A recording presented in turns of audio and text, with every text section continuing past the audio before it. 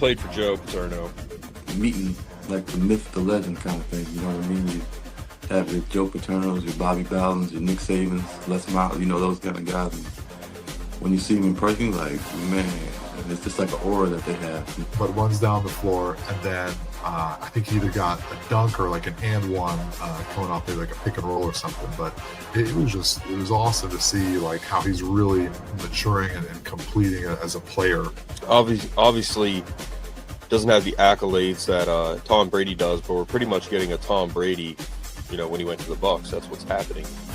We're getting a guy who's at the end of his career. Attitude with I mean, dude, we thought Big Ben was a diva.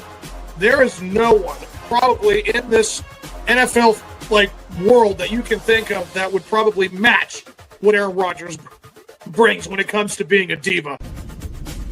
You are listening to the Mark Lesko Podcast, a podcast by diehard fans for fans.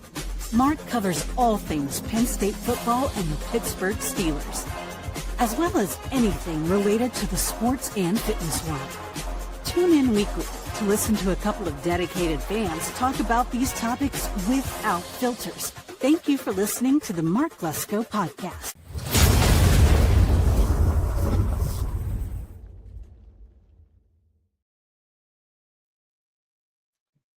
Welcome in, everybody, to another episode of the Mark Lesko Podcast.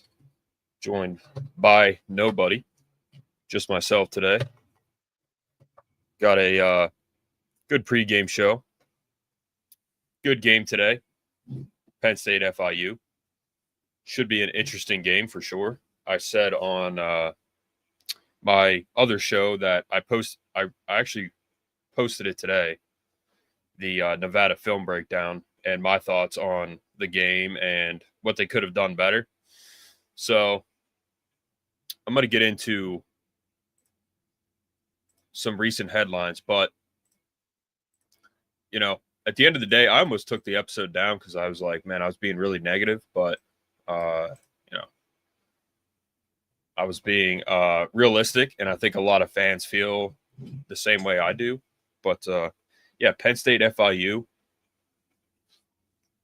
Florida International played Bethune-Cookman last week, put up a bunch of points on them. And, you know, watching a few different podcasts, particularly Landon Tangwell's podcast, he does a good film breakdown. And, I mean, he said that, you know, Bethune-Cookman's really small. They don't have – I think their whole revenue for football is less than Drew Aller's NIL contract. So, small school, and I noticed, too, that Florida International Stadium is pretty small, but last time we played them was 2007. I remember that game, as I said in the other pregame show, and Morelli lit them up, 295, 3 touchdowns. They had 5 rushing touchdowns. They distributed the ball to everybody, pretty much like they did in Nevada.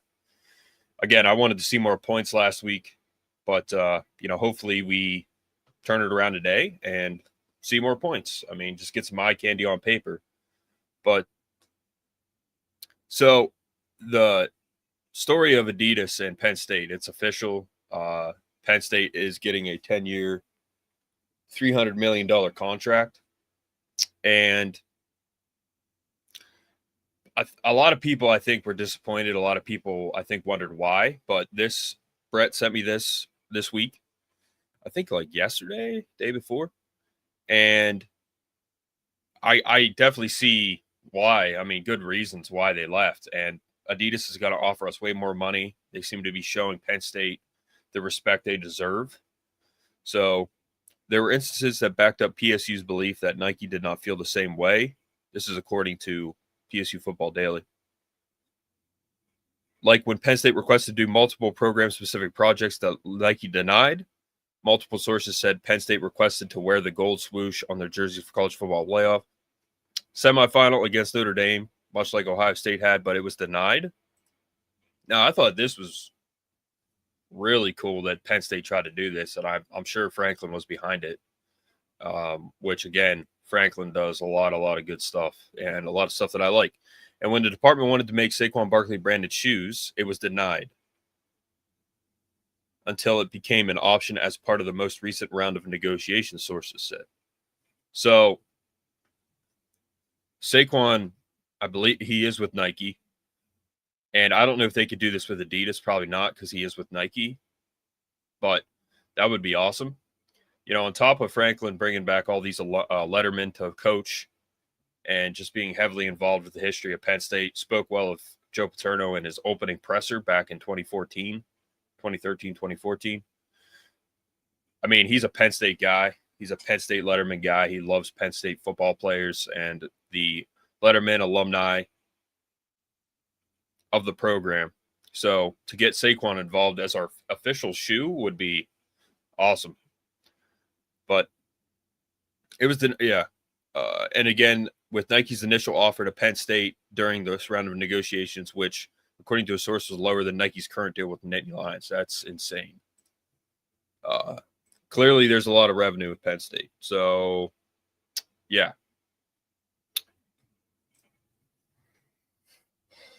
I'm going to play the game trailer here. Narrated by, Brett told me this morning it was King Mac. Stadium. A large structure.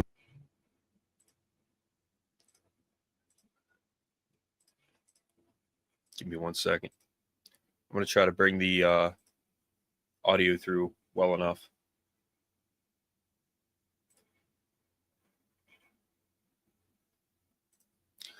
But Penn State FIU, I mean, my goal for the team today is let's get into the 60s and, you know, really see a difference this week in terms of points. That's what I want to see. So I hope that happens. We'll see. But I do think that's going to happen. So consisting of many seats surrounding an area which games are played. We don't like that definition. We don't play here. There are no games here. This is our office. This is where we go to work. And we got a shift coming up. There are no easy shifts. No shortcuts. The only way out is through 4 quarters of sweat, physicality, and grit. Outstanding play by Amari Campbell. Great protection, rolls to his side, fires in the end zone for Hudson. He's got it. Touchdown, Penn State. A brilliant drive to close the half. Turns upfield to the 10, 15, hurdles to the 20, over the 20, and a first down. When you enter this office, you aren't here to play a game. You're here to meet a team on the clock. And we're never late to work. Well, according to that trailer, that was a great trailer. The game last week was greatest game ever. They made it look really good. Not that it was a bad game, but that was a really good trailer. But I want to say this, Brett is, man, he's a fiend when it comes to sending me stuff, and he's got like all of these players, recruits following him. I mean, he's always in the comments. He's always sending me stuff. He loves Penn State football, and he loves doing the podcast. And he told me yesterday that AJ Harris watches his story every single day. So Brett's a machine. But yeah, he sends me a lot of stuff. It's hard to keep up with all the stuff that he sends me most of the time, but you know, I get back in there and try to catch up. Sometimes he'll be like, "Did you see what I sent you?" I'm like, "No, not yet." So yeah, good trailer. King Mac narrated it. You know, going into this game, I'm really looking forward to just it's Penn State versus FIU. I mean, this is what we live for. This is what we look forward to. This is what we wait for all offseason. It was a long offseason. Brett and I were on here once a week at least. Had daily content. Talk about Penn State. I mean, this is what we wait for. Games like this. To see Penn State go out, hopefully dominate, and do what they need to do. This is what we live for. So I'm really excited. And what I want to see again is so it's raining, or it's wet out right now. I don't know if it's currently raining, but I woke up, it was raining. And I want to see domination on both sides of the ball. I want to see, Landon said this morning on his pregame show, let's run the ball since it's raining, run the football. But yeah, and I'm cool with that. I just want to see one guy get established, like whether it's Singleton or Drew or a receiver, somebody that gets multiple touchdowns, has 100+ yards. I mean, I want to see a 200-yard back today. I want to see 2-3 touchdowns for one guy. I don't care if it's Drew Aller throwing 3-4 touchdowns, Katron or Singleton scoring 2-3 touchdowns. I don't care what it is, how it comes, but I just want to see that. I want to see domination on both sides of the ball. The defense will dominate. There's no doubt about that, in my opinion. I think, like I said, I think FIU is the best of these three teams that we play starting out the gate. I think it's the best FIU, and this is just my opinion. The best FIU, second is Nevada, and then third is Villanova. Yeah, just based on because here's the thing, going back to Michigan, App State in 2007, right? Those guys just ran a quick game. They were fast. App State, they were fast, and they were up 28-14 at one point. They beat Michigan. I mean, they upset them totally. Insane opener. Teams can get quick games on you. I don't care how good your team is. A wise man once told me, it doesn't matter who you are, any powerhouse can be upset on any day. And that's very true. Very true. So I think FIU might get the quick game on us a little bit, and who knows? They could score, I don't know, but I think it's going to be total domination by Penn State. Again, I want to see them get into the 60s. My final score prediction was 49-3, which does cover the spread, but to think that we're going to get out of the 40s, I mean, I'll believe it when I see it. So, again, why I harp so much on the scoring is because on paper it looks good. It means one guy scored multiple times or a bunch of guys scored, and it helps in the rankings. It helps in the polls. And teams do look at that. I mean, like, for example, a team like Ohio State, they see that we put up 60 points on even an FIU. That's better than 46 points. I mean, as insignificant as that may sound, it's still, I think, something that should be seriously considered in the sense that it's important that we put up points. So that's what I want to see.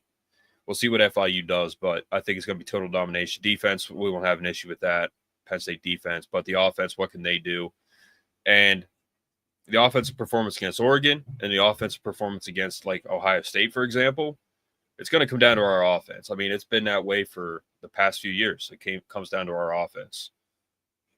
What will our offense do against a team like Ohio State? It's going to be a defensive game. I think low scoring. Over-under could probably be like 20, honestly. So, because it's going to be a defensive game, but I just want to see total domination on the offensive side. I just want to see a game that's entertaining. We're like, oh, man, that was a great play. That was a great play. That was a great play. Multiple touchdowns. Come out of this game feeling good. Going into Villanova. Then they get a bye. Then they have Oregon at home in the whiteout. So I just want to see a game that us fans can all come away from, even though it is FIU, saying, man, this is a really good team. And I felt that way last week, but we just didn't totally show it with the execution and everything. But I want to come away from this game saying, like, we totally dominated. This is an amazing team, and we're gonna be a force going forward. I mean, we got to put it on paper. So that's what I want to see. But that's it for today. Quick one. Thank you guys for tuning in. Thank you guys for subscribing. We are growing. This channel is growing. I mean, in the past couple of weeks, we got on about like 30 subscribers. So thank you guys for tuning in. Thank you guys for subscribing. Thank you guys for supporting the channel. it's growing. We started at 0. We're up to like 650 some right now. So I'm happy about it. And we're just going to keep chugging along. So have fun today. Be safe. Watch as much college football as you can. And just enjoy it. NFL tomorrow. Jared will be on tomorrow with the pregame show for the Steelers. I think he's going live, so I might be on for that too. So, all right, guys, have a good rest of your day. We are.